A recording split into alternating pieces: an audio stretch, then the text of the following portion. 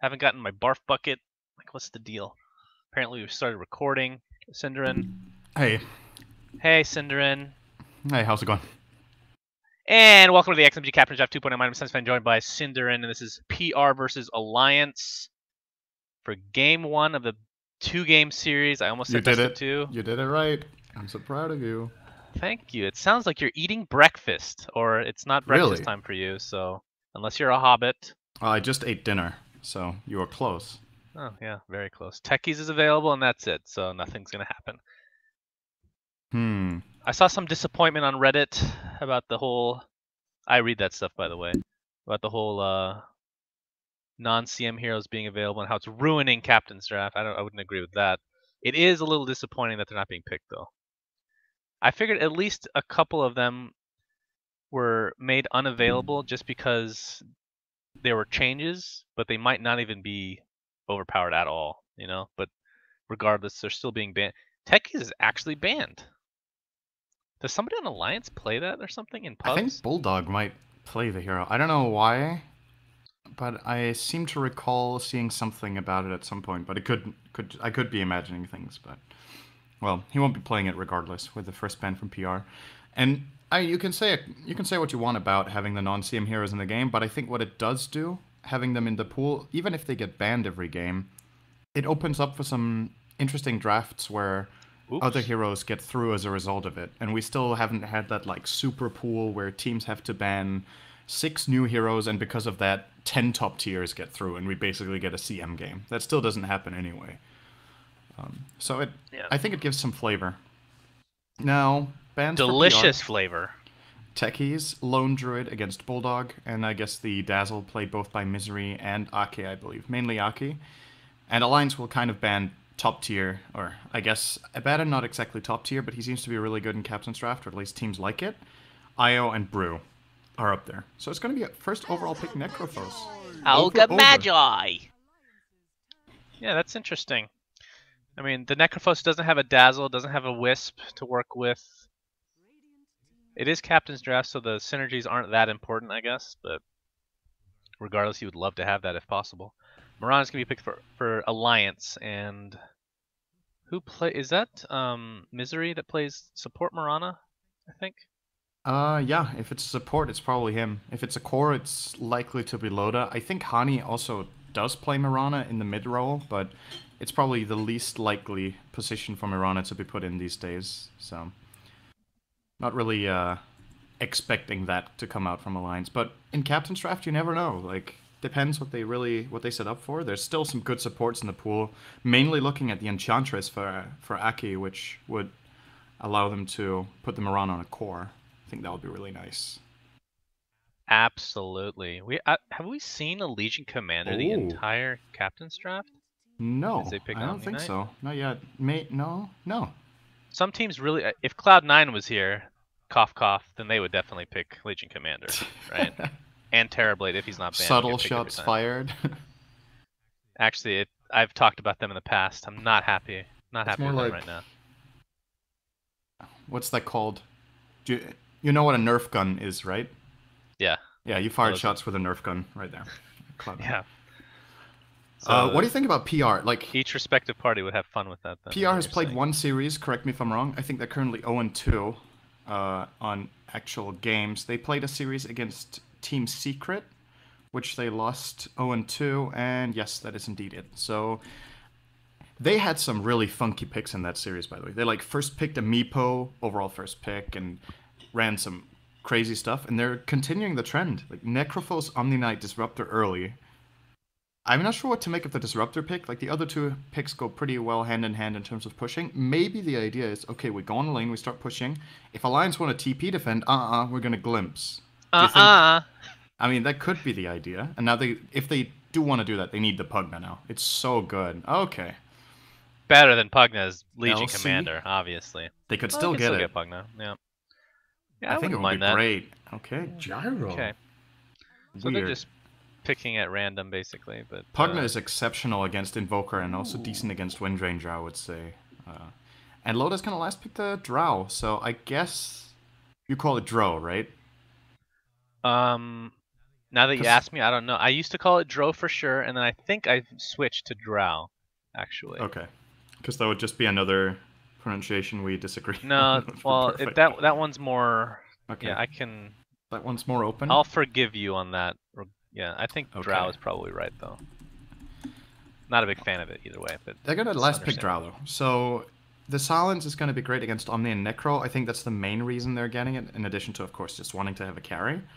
But she is really not good against Legion Commander. I think that could backfire really hard. If she gets dueled, she loses all her agility and just gets burst down. And then you have Legion Commander together with Necro, which, by the way, is an amazing combination. So it's going to be interesting to see. I think Alliance has a more standard pick, if you will. And PRs, as I said earlier, a little bit funky. And I think if they're... Pause, we ready. Okay.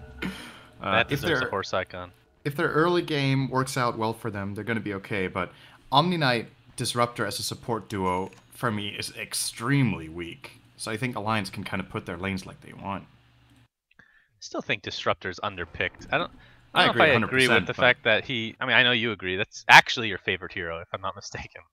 That's the one I got incorrect on the map. Okay, we'll just say favorite hero in general, just to make it easier to understand. Oh, okay. I can live with that.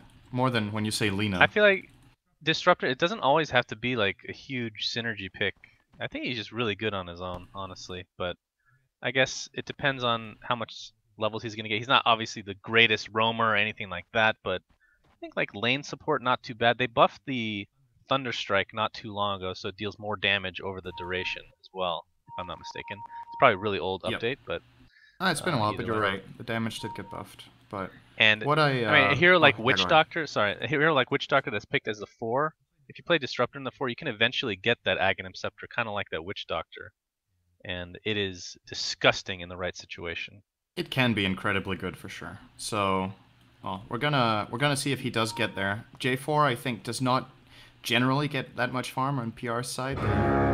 He's not one of the greedier 4/5 players in the West or the world, for that matter.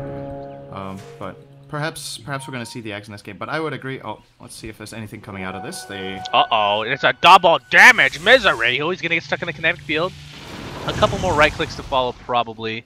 Chochlo, of course, no slow to come by, but I'm really Ogre at half HP surprised after that. He chose to skill kinetic field over glimpse. Like, he was in range, and then he could have glimpsed the Ogre into all 3 of them, and then Omni Knight would have been able to reach. Necrophos would be able to attack with his DD.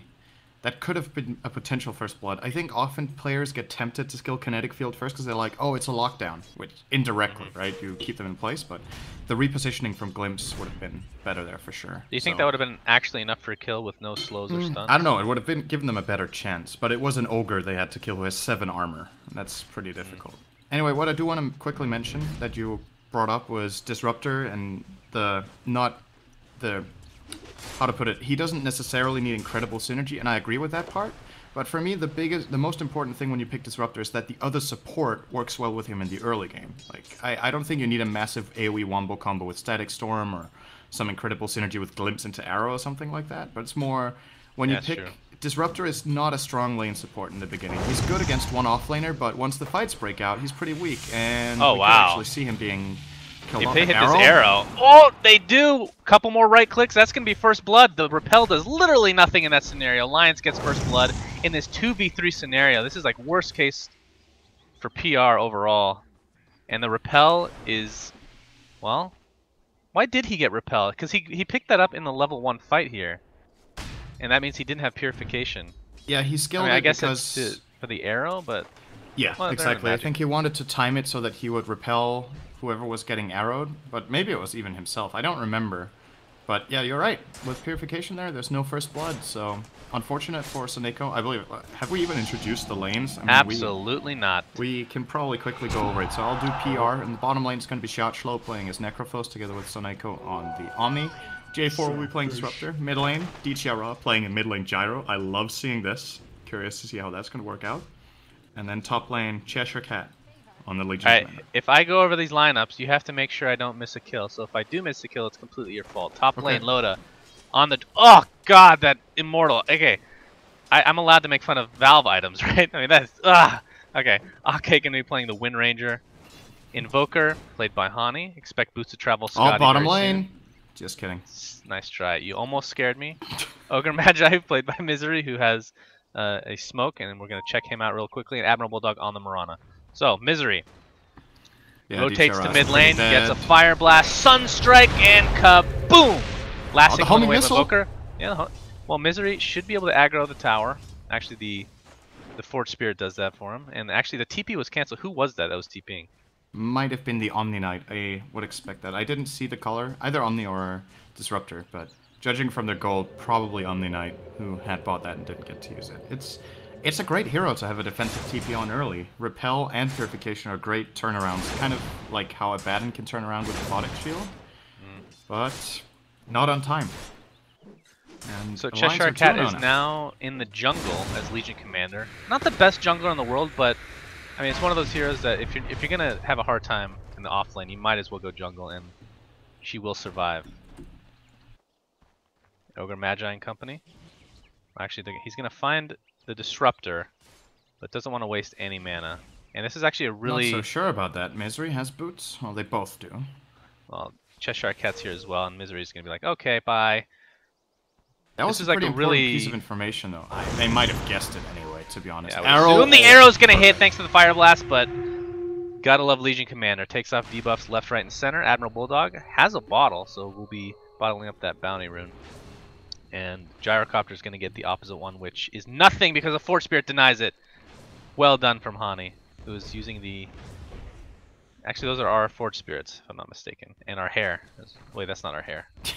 The fact that I can't recognize our own items is pretty bad. He's using your belt, if you will. That's it? Just our belt? The belt and the Forge Spirits. Ah. Well, Hani gets a free pass because, like I said pre-game, he uses : horse : after every tweet now, and that makes him awesome in my eyes. That's pretty amazing. Misery, looking to get a little bit of experience thanks to these neutral pulls, but looks like he's going to 1v1 this range creep instead. The Omni Knight's level 3, so it has level 2 Purification now. So now it's going to be extremely difficult to get a kill in this bottom lane without a third partner coming by, because you have level 2 Death Pulse, level 2 Purification, and Bulldog is like, he's like semi-roaming. This is very interesting. Is he doing this to get some levels on Misery, who's been roaming full time? Oh, he's going to find Legion Commander. He's blocked by the creeps right now. This is not even a hard kill. He's going to wait until this medium satyr dies, and then he's going to arrow. They're going to Sunstrike. Okay, they're going to he's going for it now. Okay, we'll see if this works. Starstorm is only level 1, and the arrow's going to miss. He's going to find his cover some trees. The arrow hits Gyrocopter, which was definitely not the target intended. And Gyro's going to help bottle up. That was a really weird communication from Alliance. I'm not sure why they felt the Sunstrike was needed. It was actually okay. Like, the Sunstrike hit only Legion Commander. That arrow was just completely... Oh my god, he's... Huh? Well, that wasn't the easy... Okay, he misses. He's going to try another one. That wasn't... I feel like that was not the easiest arrow, though. Especially considering he was about to kill that one neutral creep. That would have been pretty much a guaranteed arrow. And... Wait, yeah, I think it was they should a have level 2 waited, Starstorm. too. But... I mean, at the end of the day, he still has... Where were they? They were here, right? Legion Commander is here. Bulldog is here. And he shoots it in the diagonal. So there's like... Legion Commander can't go to this side, right? Because the tree line is blocking. So if you shoot it straight ahead... I can't believe he had vision for that. Ake getting a solo kill on Disruptor. That'll help out his level. He's level 4 right now. Get some nice juicy gold. Sorry, what were you saying? Okay, so I was just kind of drawing the way the arrow went and why I think that one should have probably hit. So Bulldog is here. The target is here. Or the target was actually here, right? So he shot it directly for the target, but the target could only run straight up because there was no path to the right. Yeah? So if he shoots it in a straight line, directly up, there's no dodging path available, I think. Did she have a Quelling... Oh, she had a Quelling Blade. So, well, maybe. But at the end of the day, I guess we can agree that was a kill they probably should have had, and there were a couple of ways of doing it, but didn't land it perfectly. But not the biggest of deals. They still forced Cheshire Cat back to base, and Bulldog didn't die, so he's still going to be slightly annoyed with it, I guess.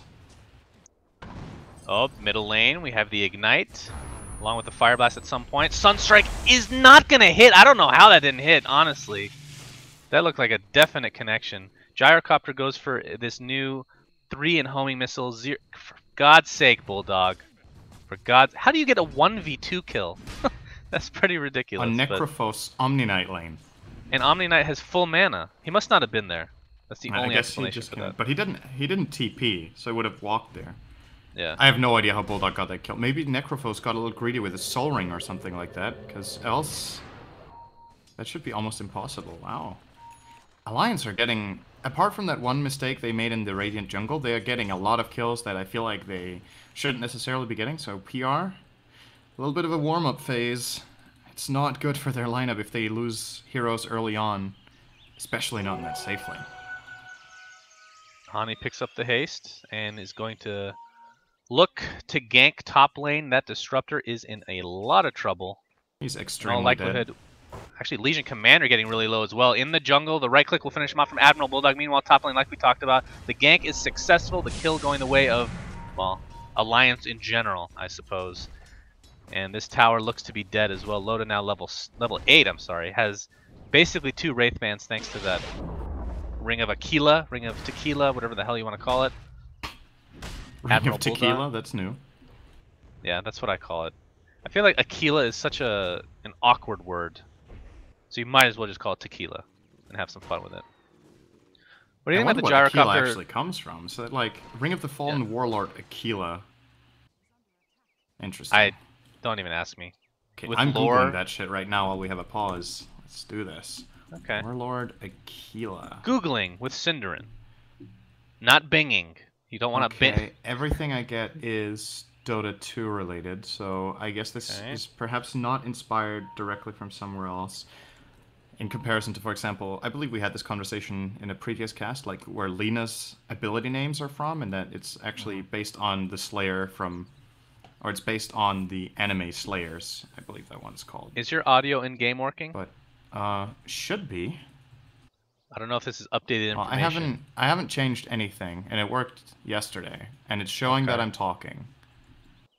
Okay, so I'm assuming whoever is complaining about that is incorrect. Yeah, the Lena thing, that was confirmed anime, so that's why I knew nothing about it. We should have Eternal Envy on for. I mean, he's not playing on our tournament. Might as well have him as a co-caster, right? You were just gonna hate on him the whole cast. You'd be like, so. No, I don't hate. How does it feel? I don't hate Cloud9. They're fun to watch. I mean, they basically play Captain's Draft in CM, so. Yeah, maybe that's why they don't want to join. Like, it's too much of the same, guys. I don't know. But Captain's Draft. But we're already playing Captain's Mode tournaments. Yeah. You mean Captain's Draft? No, Captain's Mode. But they're picking like Caps. Whatever. We're saying the same thing with different. The way words. you explained it, yeah, was genius and in every way better than the way you did. Hani is going. Well, this shouldn't be a surprise, but Hani going for a Hand of Midas. What do you think about that? I mean, they're already had 6-0, so I guess there's no risk. I would say Exort Invoker, it's pretty much standard, and in most cases, if you get decent farm, a great pickup. If he was Quas Wex, I would be a little less. It's going to be a really late Midas, though. Yeah, he went Treads first. Oh, wait, he went Invokers Treads. usually do is boots Midas, but his farm is okay. It's not the best in the world having 34, 10 minutes in the mid lane, but it's also not the easiest lane. Playing against a Gyro, getting high levels and homing missile is actually really damn annoying. How disgusting is it when I see a Glove of Haste? I just think of Hand of Midas. I don't even think Treads anymore.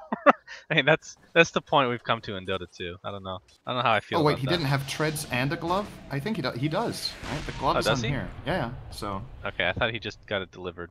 No, he is definitely going Midas.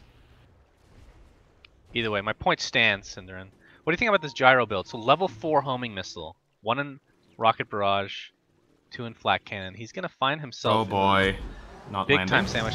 Well, the Sunstrike's gonna hit. Oh, the Cold Snap is such a ridiculous spell.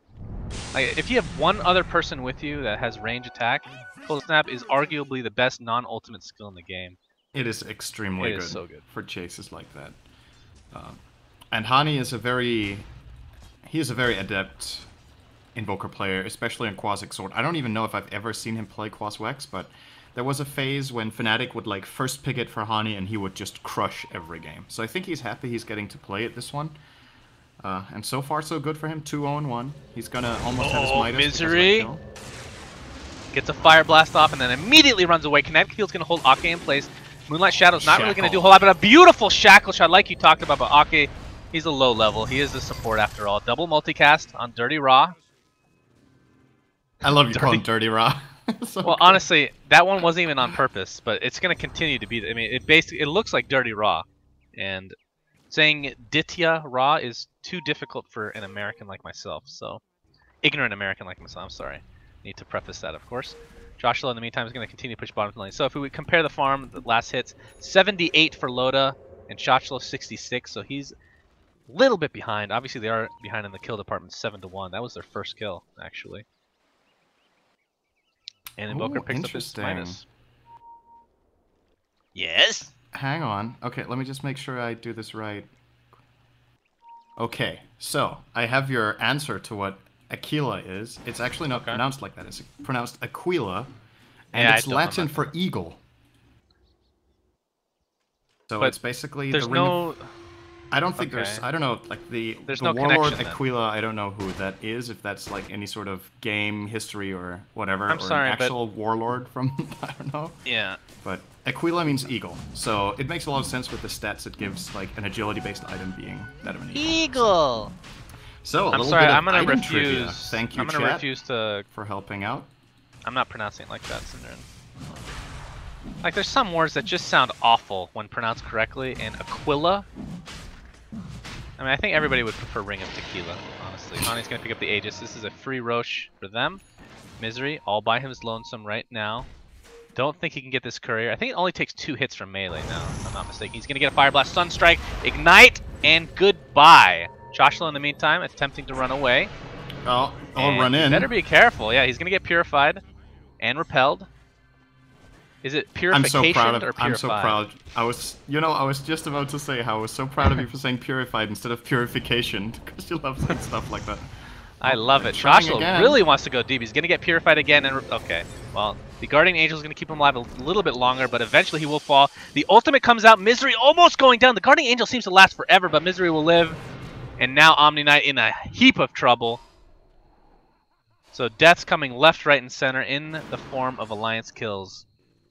And Arrow will not connect on Dirty Raw. Really close. It's because he's holding that Ring of Aquila Tequila. Shackle.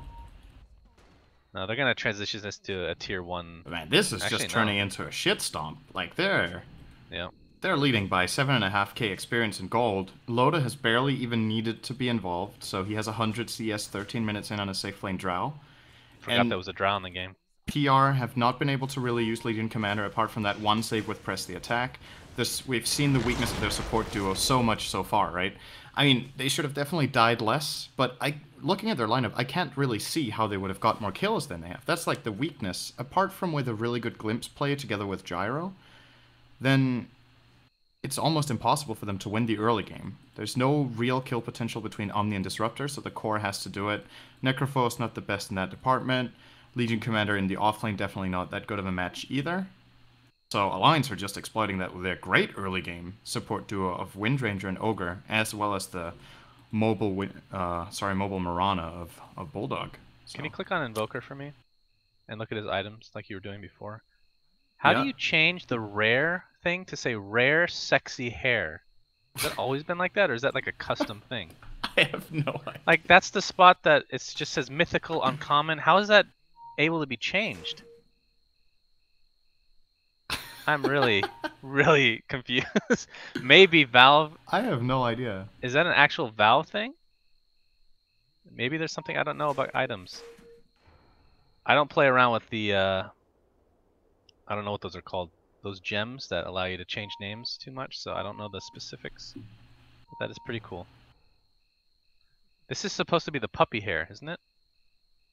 Oh, it's... I don't know what it's supposed to be. I'm just amazed by the fact that he has 3,128 kills on the gem in the hair. I mean, that's a lot of No wonder kills. He's not using our hair. He doesn't want to switch gems. And his cape has 2,757 kills. So he got the cape last. And that's what we can conclude from that. Or he put in the gem later. What do you think about him autographing his own items? Conceited? Oh, what? He autographed his own items. I conceited.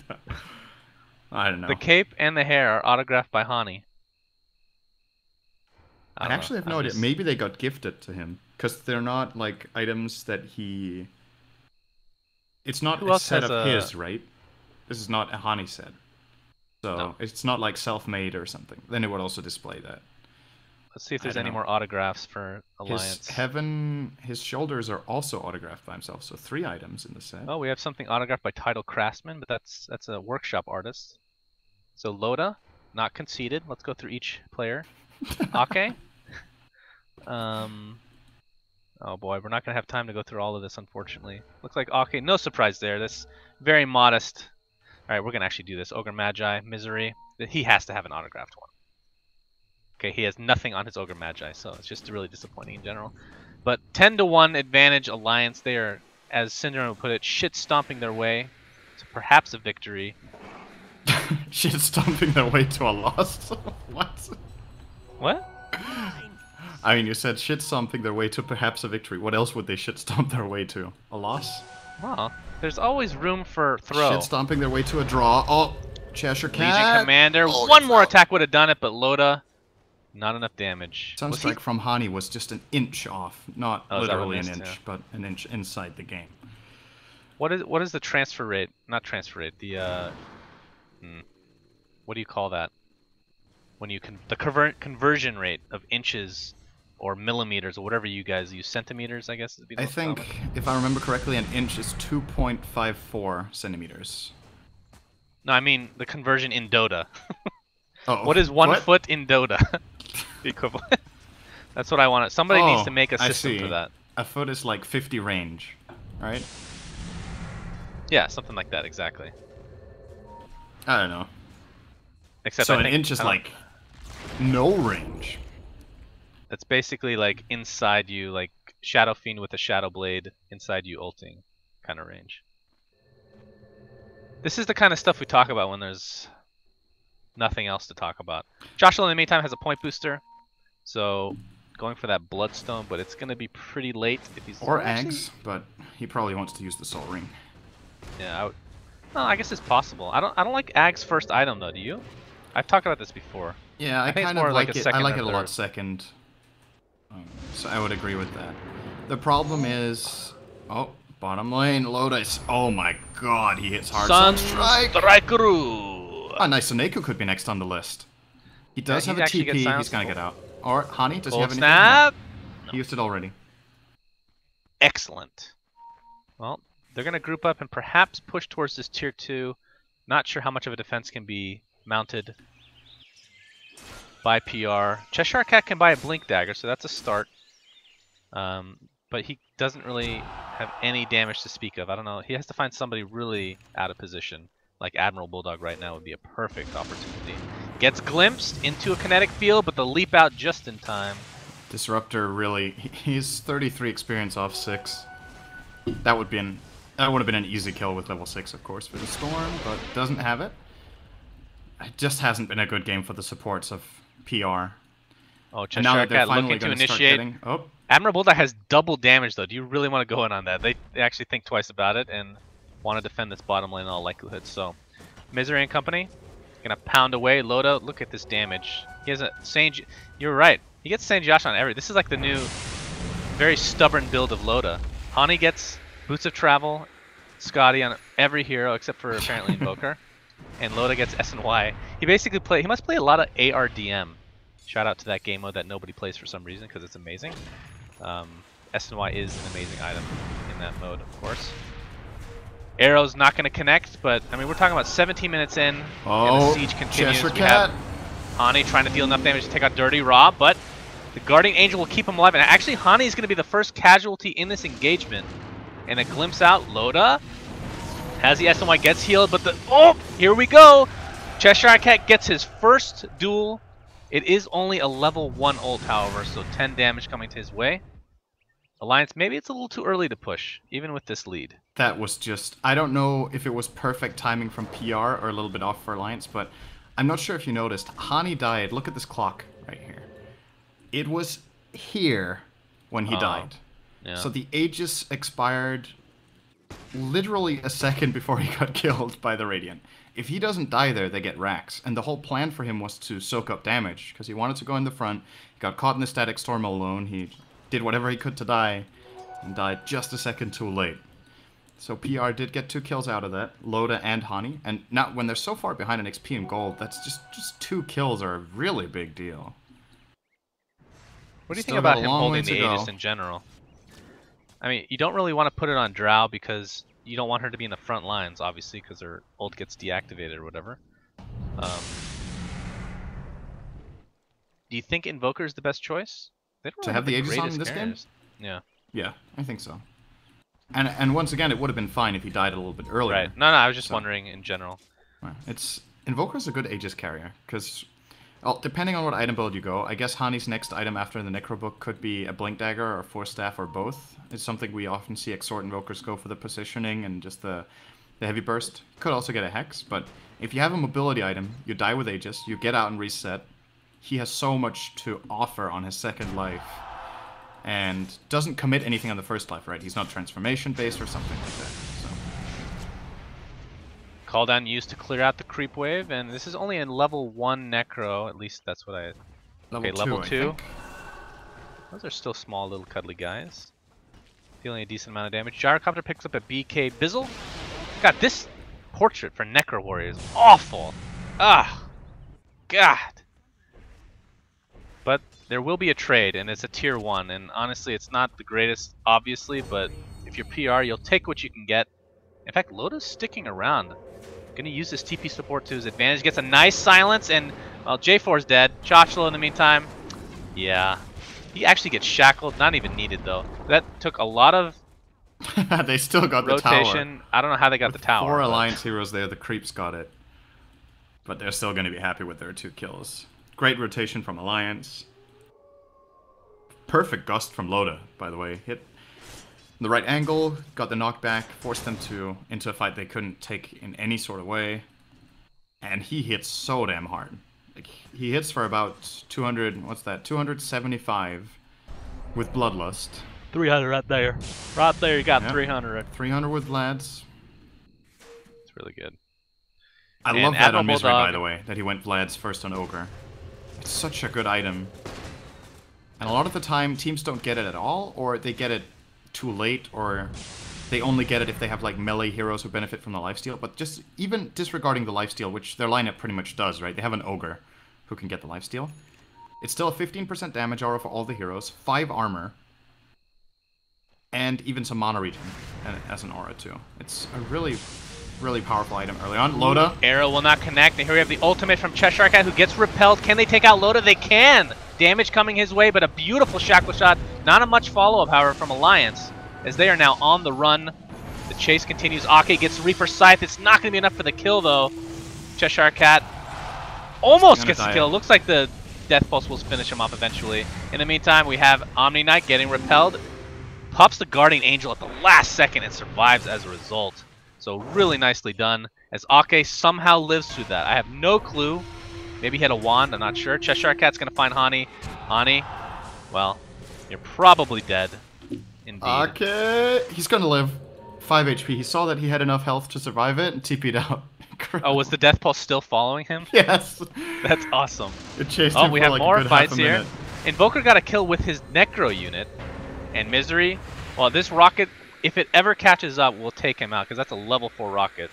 Bulldog, unfortunately, you can't kill the Death Pulse, and you won't have enough to kill the actual arrow. He's gonna get a nice. Oh! How much damage? That's like 400 damage, right? Yeah, that would have been a 440. So you take. Yeah, that was definitely enough to get 25% of that, and then that's the actual damage. So, oh, never mind, 500. That got buffed a while ago. So 375 actual damage when it hits. Okay. The max, and would have been a kill for sure. That was a really funny fight to watch, because the Alliance heroes were basically running from Death Pulses and rockets for like a minute straight, and no one died. Yeah, PR has like the slowest projectiles in the history of mankind. But Admiral Bulldog with this Diffusal, who saw him use 2 charges, 1 to slow, 1 to get rid of the Repel or Guardian Angel, or both. A good carrier for that for sure, so that's nice to see. And it will be another free Aegis. But this I think time they might want give to it use to it Loda correctly. this time. So now that he has BKB and that it's obvious PR try to focus him like they did in that previous fight with the Blink duel from Cheshire Cat, with a second life, Alliance can probably just go bottom racks. They're pinging it out right now. Loda in the front lines together with perhaps Hani from range, and then just start attacking the barracks. I don't know how PR can hold this at this point. It's going to take a really impressive performance, mainly out of the gyrocopter. Perfect call down needed. They're going to need a good static storm, and the duel needs to come to the right target at the right time. Cheshire Cat creep skipping, and this is actually going to help them quite a bit. Once they take out this wave, there's going to be backdoor protection, or there should be. Oh wait, he missed a creep. Never mind. That creep's going to be the savior for Alliance. Just watch. Blade Mail picked up by Cheshire Cat. That's really nice to have. His Dirty Rod getting caught out.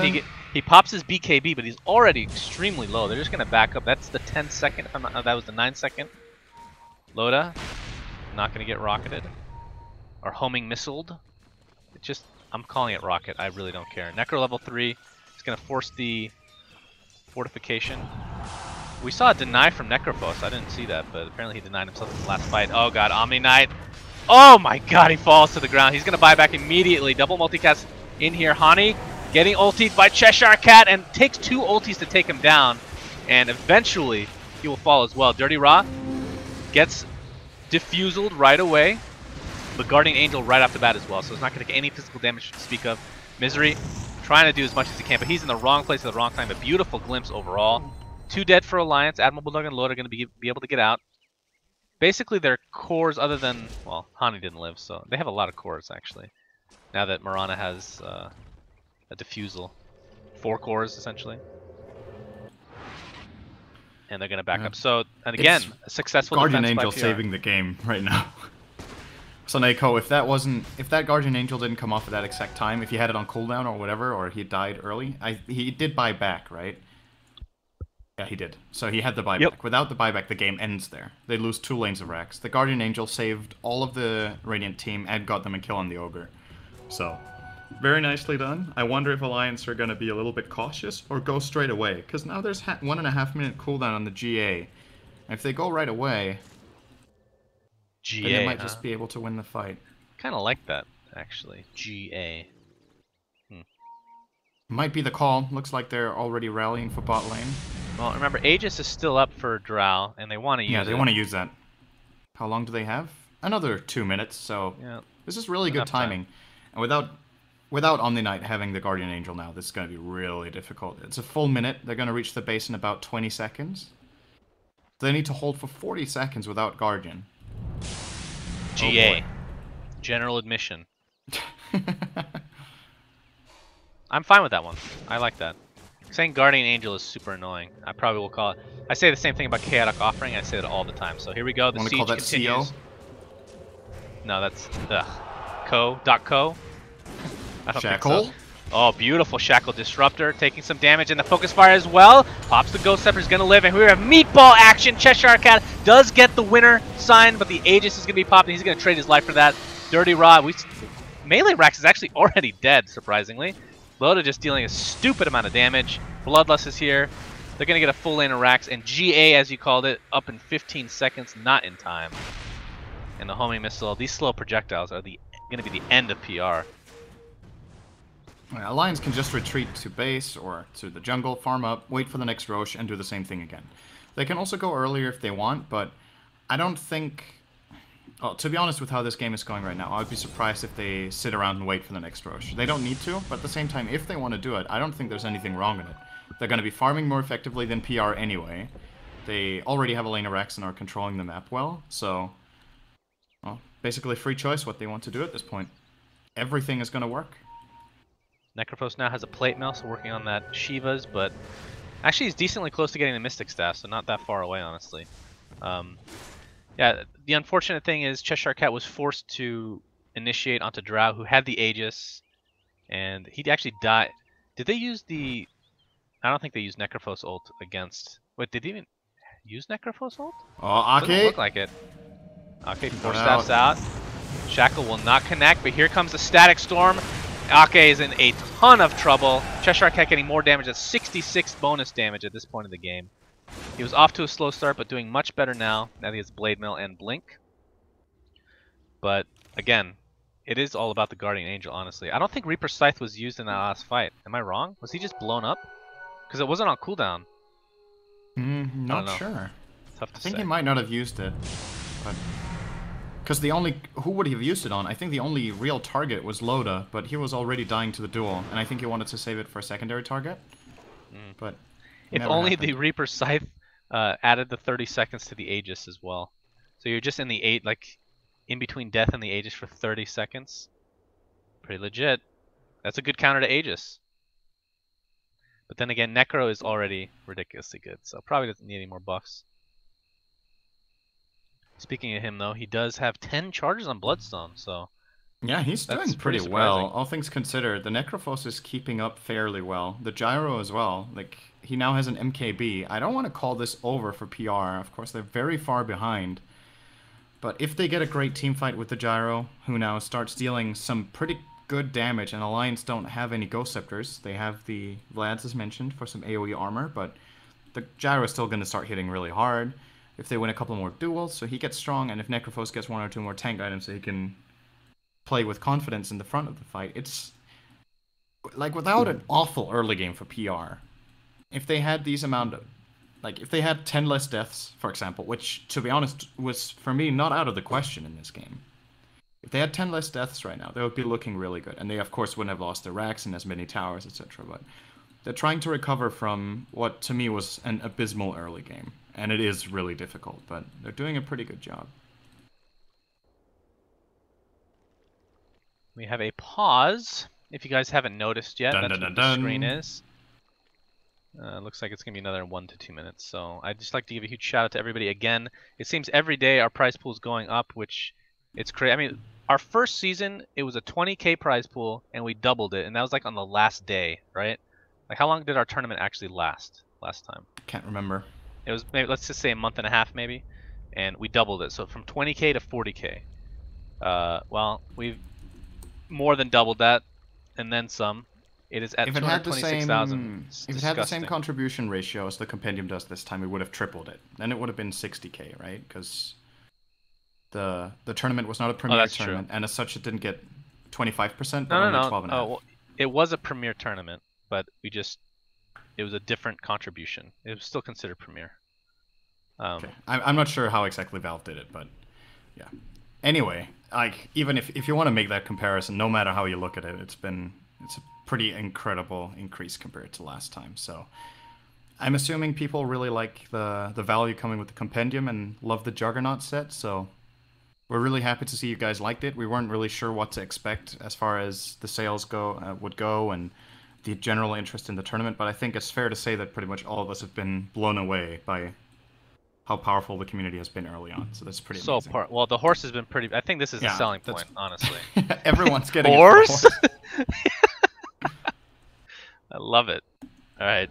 And just in time, when we had nothing else to talk about, the unpause comes. Praise horse. Praise horse. Anywho, 19-8 advantage for Alliance. Actually, we haven't looked at the graphs at all yet, so let's take a gander. About 5K in experience and a ridiculous amount in gold. Oh boy, that's pretty sick. So we have Blink Dagger Necro 3 on Invoker. And I'm surprised with that Midas. He hasn't actually gotten more than that, especially with the lead that they've gathered. Yeah, he hasn't farmed so much. This is a pretty low amount of farm for an X-Sword Invoker, 30 minutes, and he has 116. They've just been pushing and fighting a lot. Invokers who prioritize farm will generally have about 200 to 250 now, and then he would have had another full item. But like, the game plan for Alliance has been another one, so I think it's perfectly fine not to have that amount of farm as long as you're not like wasting time, which has definitely not been the case for Hani this game. Really early pop of the Necro 3. I guess they're just doing it to counter ward? Yeah, they just want Why not just buy a gem when you have this kind of map control? I would agree with that. So that basically means they're not going to be pushing. So it sounds like they're speaking to me. It looks as if they're just going to wait for Roche, I think. Or maybe Hani's like, wait, Hand of Midas, 2 seconds, I need to use. He's going for the Aghanim Scepter of his own. Trying to Midas the Shopkeeper. It's not working out. Freaking Shopkeeper, man. God. Probably my favorite character in Dota. What if he could along be with having killed and content. dropped stuff, like he was a second Roshan? That would be pretty cool. What would he drop though? Just gold, I think. His entire store. Yeah, that doesn't sound rigged at all. He should be pretty powerful then. Yeah. Like, he should Divine be as rapiers for powerful as everybody. one of those, you know, back in Dota, there was it every 69 version that, or sorry, every dot something 9, dot x9 version had like a secret boss. Do you remember that? I remember that, but I never actually I think it was the took any of them out. .x9 versions, where there was some sort of secret boss where you need to collect stuff around the map, use it on a random critter somewhere, and then suddenly you would summon a boss. I think in those bosses were 6.7 ridiculously difficult, and they needed to be I think that they hard. continued that too, though. Like it's 679. I think it was 679. It makes sense now that you talk Yeah, about it. Pretty They sure. had a bunch of like heroes that still haven't been released as like super alpha versions available to try. I think something like that. You remember that, right? There's like one that siege towers or something. Oh, I don't think I've seen that, because to be honest, I haven't really touched Dota since Dota 2 came out. So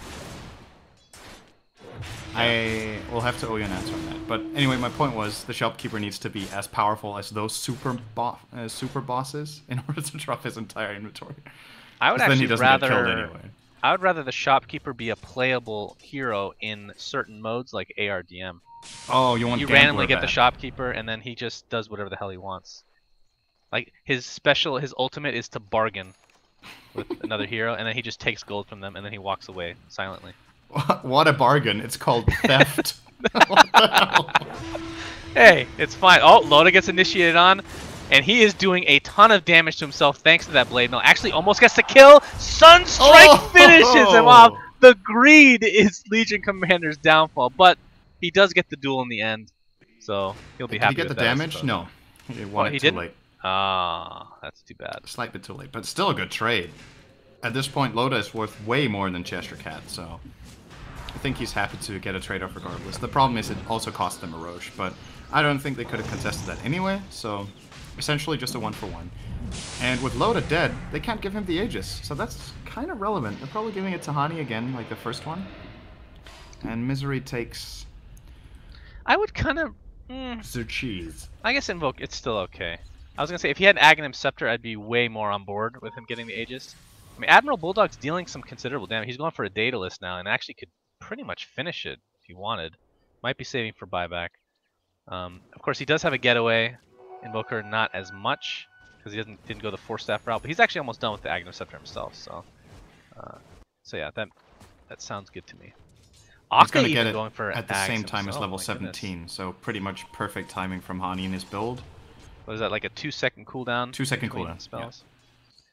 Yeah, pretty dirty. Incredible. And of course it's 0 mana cost as well instead of 80, which shouldn't be underestimated in some cases. I don't think it matters that much in this game. PR don't really have any mana burn, and I think he still has enough mana to cast his array of spells, but still a nice perk to have that you can keep invoking for the moment without investing, because sometimes Invoker will have to like switch up his spells for if you want to keep the flow of Forge Spirits going and at the same time set up your Tornado Meteor combo, then you do drain your mana quite a bit by casting Invoke, but not with Eggs.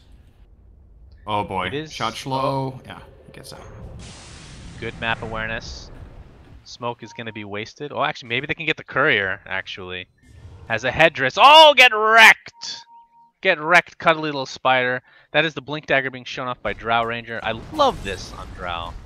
I mean, it's all about positioning so that the maximum damage is always there for Loda. Of course, you can't blink when you get attacked, but really the only thing he has to worry about is Cheshire Cat initiating on him. So if he stays in the back and perhaps sees that Legion Commander is trying to position herself to duel her, maybe can get the blink off in time. Obviously very situational there, but the option is always available. And Cheese right now in Misery, just like we talked about on Hani.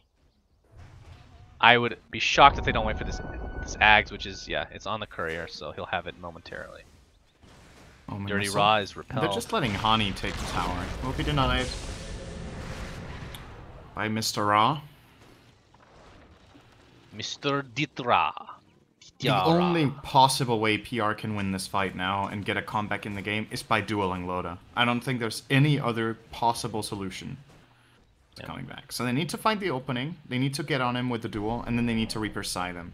By the way, Necrophos is working on the Ags next with 2,800 to go. Or sorry, 1,800 to go. So, if they win a fight, they'll have an Ags next time.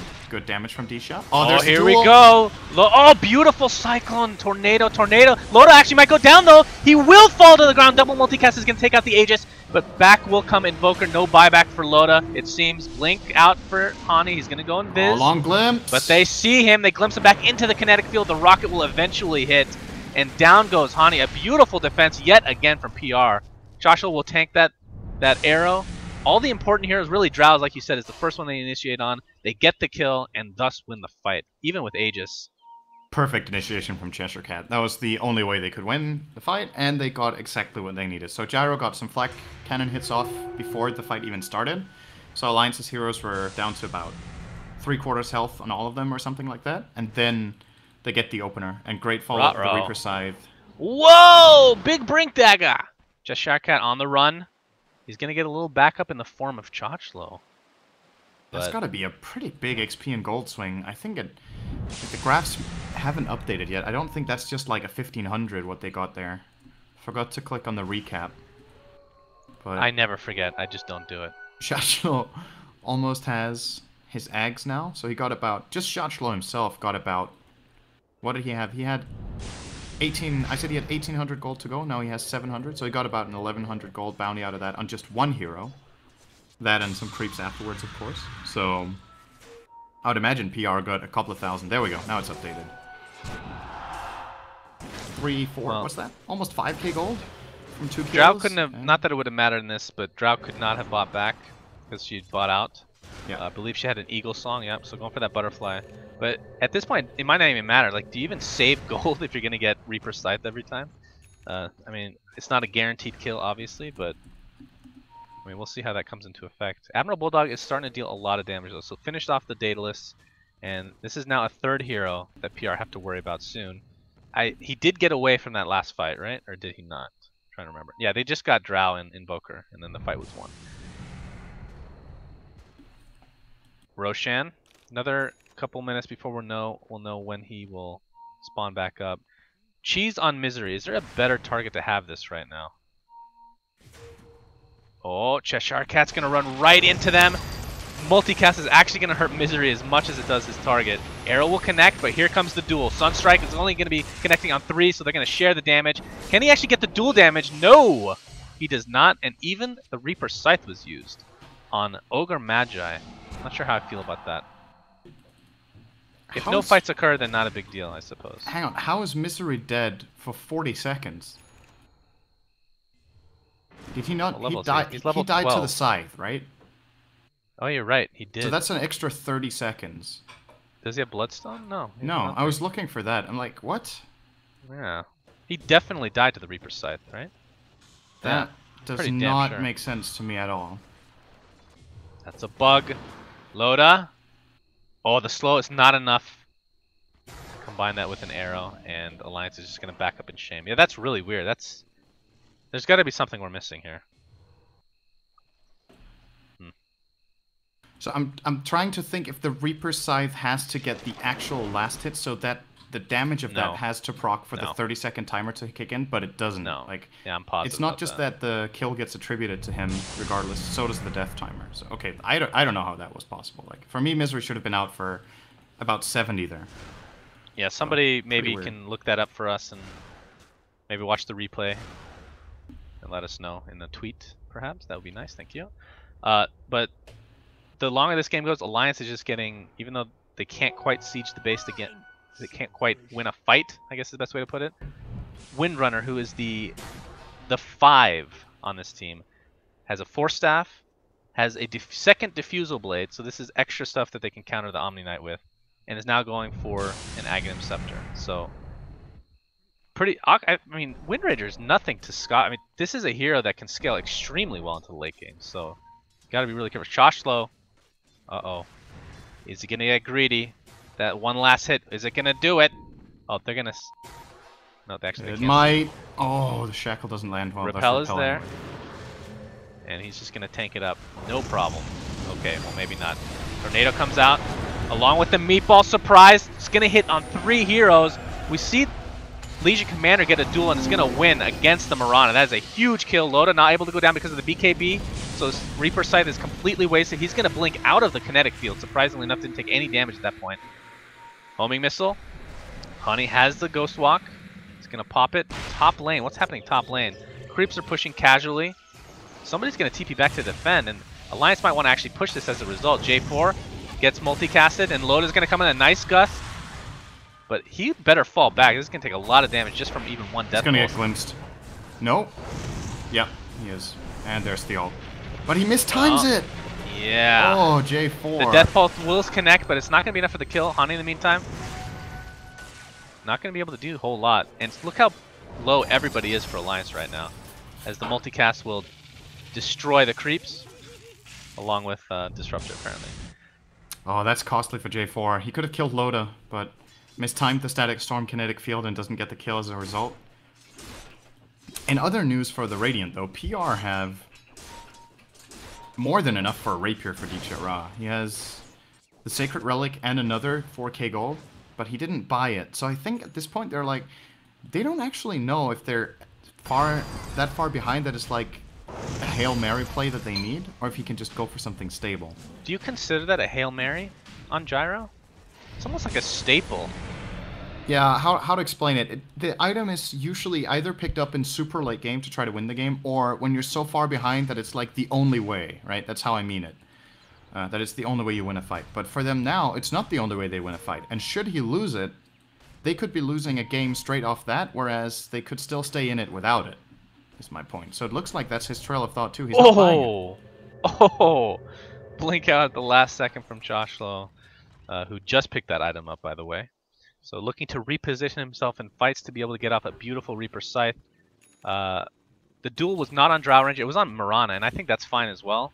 But that just means that Drow Ranger can pop the BKB to avoid the Reaper Scythe entirely. Mirana, she does not have a BKB yet. Working on that right now. Has the Ogre Club, so still a ways away. Could buy the recipe shortly, but still 1600 with that Mithril Hammer. And how many times have you seen Bulldog use the Diffusal on a repelled target? He's used the Diffusal Blade 5 times. The only time that comes to mind for me was down here when he tried to Purge and then Arrow and missed the Arrow, unfortunately. But they haven't got so much value out of the Diffusal as you usually do against an Omni Knight, I feel. So, well. And Wind Ranger did not use it in the last fight as well. I don't know. It's hard to keep track of that. It's such a subtle little spell effect, you know. As we're gonna have a regrouping Alliance from look PR. like they want to try to win the game now with the Aegis and Cheese again. If they lose this fight, this is gonna be so demoralizing. Basically 7v5, although one member is not with them. Chochlo is gonna be seen. They have a ward right here, in fact. Moonlight Shadow is popped in. They're just gonna run away. Or are they gonna reinitiate here? We'll see very shortly. Chochlo gets fire blasted. Arrow is gonna connect with a repel at the last second.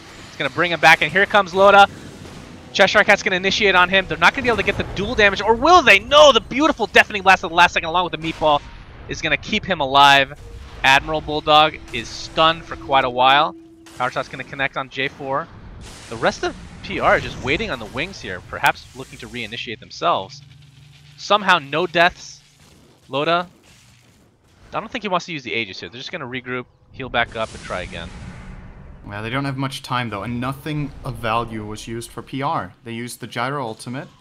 Oh, okay, there was a couple of BKBs used, but that was for both teams. Gyro used his, I think Loda used his, and those are the only BKBs in the game, so 1 for 1 there. They didn't use Guardian Angel, which is the absolute biggest deal in the exchange, because that's a 150-second cooldown that he does not have a refresher for. So, if Alliance force that and they get out, and they just reset and re-go, they can probably win because of it, but Soneko held onto it because he didn't need to use it. Man, I want to see where DCHR goes with this. He is so rich. Is he highest net worth now? He's only 500 behind Loda. This game looked like it was going to be over, and Alliance still 15k gold ahead. It really doesn't seem that way. So the chat, I'm getting word here that, remember that kill that didn't result in... Necrophos? Yeah. Yeah, they're saying he died to Heartstopper, but... Before he cast the ult, I thought I saw the Reaper go off. We saw the Reaper side, so it doesn't matter what actually kills him. It should come with the 30-second extra time for Reaper scythe regardless. It doesn't matter who gets the kill. Shot slow. Oh, Nice blink. Oh, Loda really gonna aggressive. initiate. Shochlo is probably gonna get repelled, and there we go. Here comes the initiation. Loda's gonna get destroyed, but that is the Aegis, of course. He's gonna come back with a second life, and Disruptor dies in the back wing. And here comes the multicast onto Cheshire Cat. Doesn't have his ultimate to work with. Loda pops BKB. Guardian Angel used as well, and this means really Alliance is just gonna back up. That was effectively a waste. Yeah. That's huge for Alliance that went off. They will have definitely noticed it as well.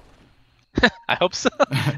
How do you not know this? It was a pretty obvious cast. Oh, I mean, if he misclicks in the fog or something like that, or if right. the fight kind of had ended or something like that, but he just used it at a really unnecessary moment. Kind of panicked, I would say.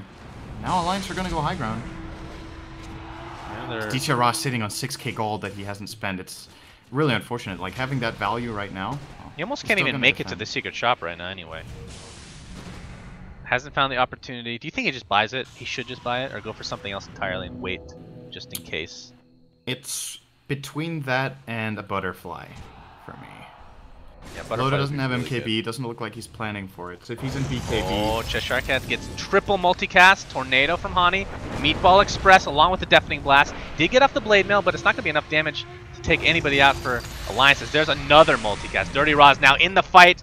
Look at that damage. Even without a Rapier, he's still doing significant amount of damage. Bottom lane, Aki on the run. Reaper Scythe was used, but no kill resulting. And this is a lot of spells being used by PR. And look at Alliances. Cooldown. They have everything, basically. No buyback on LC, Everything but Alliance won't know this.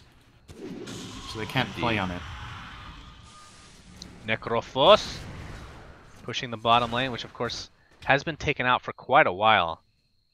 Not often you see a full Rax taken out and then the base not even be able to be sieged for the next 20 plus minutes, which is insane. The Courier has an Eagle Song, so it looks to be a Butterfly going the way of the Gyrocopter. Arrow not going to connect. Dirty Rod's going to continue to get repelled left, right, and center. Tier 3 down for mid. And the question is, what does Alliance want to do? Admiral Bulldog at half HP, Ake extremely low. Luckily for him, there is no Reaper Scythe online at the moment. Actually, it'll be up in 15 seconds, so that's like a one-shot if they end up resulting in that. So at no this point, sentries Alliance placed. might just be able to split push. Double exposed Rax with no glyph.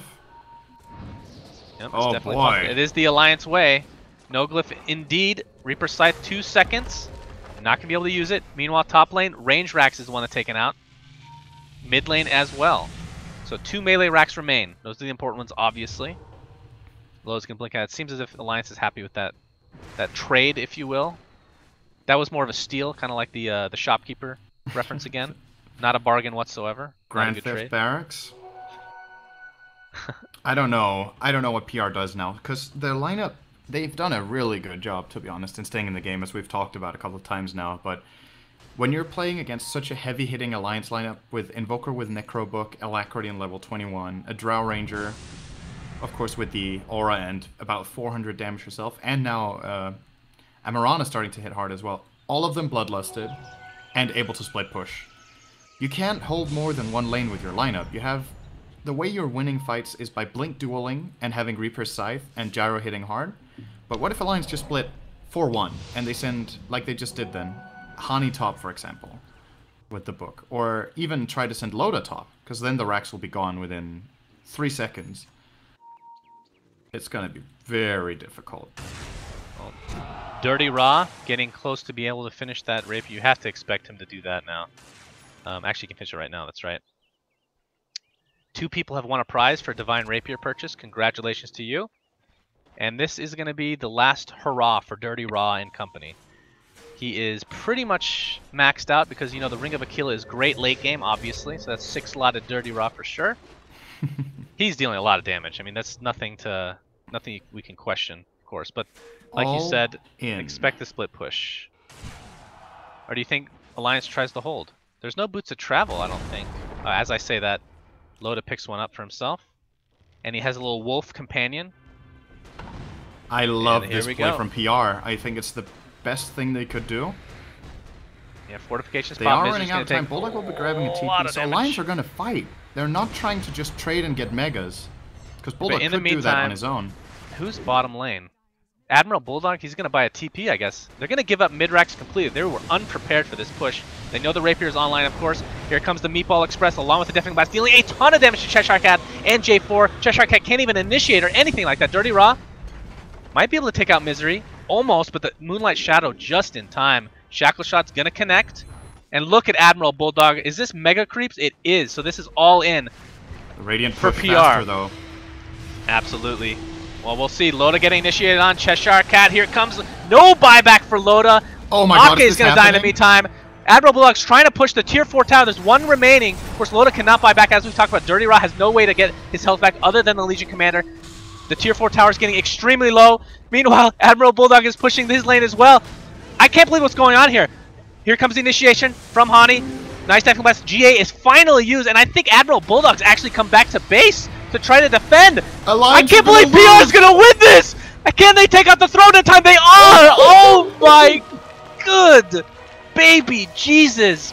PR defeating the rat that is Alliance. Oh my. Wow, okay. Rapier all the way, man. Alliance have got to feel terrible about that, because they had a couple of alternative options than what they did. So they sent Bulldog. Bulldog took some time to figure out whether he wanted to try to take the barracks or not. If he was faster, maybe he would have threatened the throne a lot earlier. And they did have BOTs, but they wanted to defend their base. They could have probably TP'd bottom with like 3 heroes with BOTs, just sold an item on each of them, ported bottom, and gone straight for it, and done it themselves. And then PR would have had to back without a TP on Gyro. That would have been game. But Alliance tried to defend against this push, and they end up losing the game because of Necrolite late game. I can't believe it. God, they've got to feel horrible after that loss.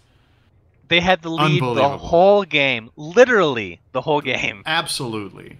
And one great decision from PR, because there was no alternative to this. They had to go for it. The chance of them winning on it is really low, but if you don't try, it never happens. And this one time, they actually won with the all-in play. Unbelievable. Wow. Okay, we're going to all regroup and think about what just happened. Game 2, because this is only the first of 4 games overall today. Game 2, let's see how Alliance, I'm really interested to see how Alliance bounces back from this, and if this actually affects their psyche at all. So Game 2 coming up next, friends. Good God Almighty.